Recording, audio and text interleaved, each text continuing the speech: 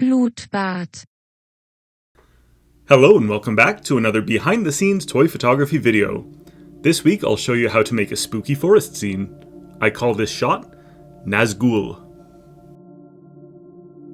For this shot I used a couple of old Wringwraith toys released by ToyBiz in the early 2000s. I've made a whole bunch of forest scenes in the past few years, and while they're generally pretty easy, I do think I'm getting better at them, so I figured I'd share what I've learned. I like to use a digital background for these, but if you have enough props and resources, you might not need to. The best part of procuring props and resources for a forest scene is that you can get a lot of stuff for free just by walking around outside. This tree stump, for example, was part of a big raspberry bush that was growing through my fence. We had to hack it into a million pieces to remove it from the fence, and many of these pieces were useful as props. Store-bought props can be great too though.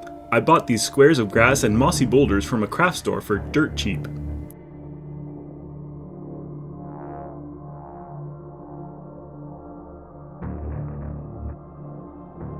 This moss is both real and store-bought. I keep it in a sealed container to keep the moisture in.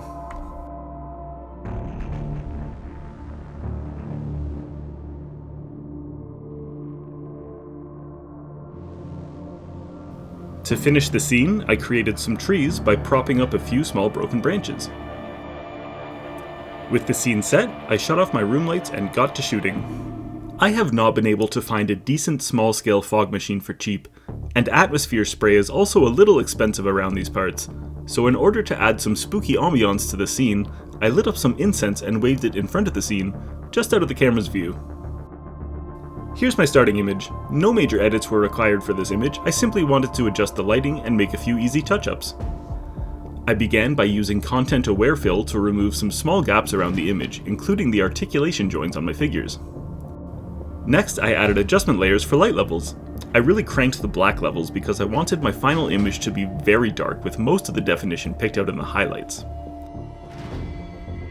Using the dodge tool, I enhanced some of those highlights, like the ones on the sword blades, to make them stand out more.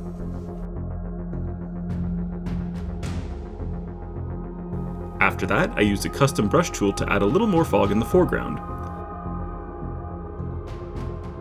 I blurred the layer and reduced its opacity to make it appear more realistic.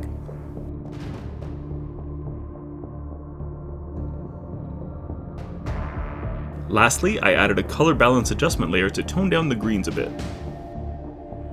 So once again, here's my starting image. And here's where I ended up. Thank you so much for watching. If you enjoyed this video, please consider liking and subscribing, and make sure to check me out on Instagram. Thanks, and until next time!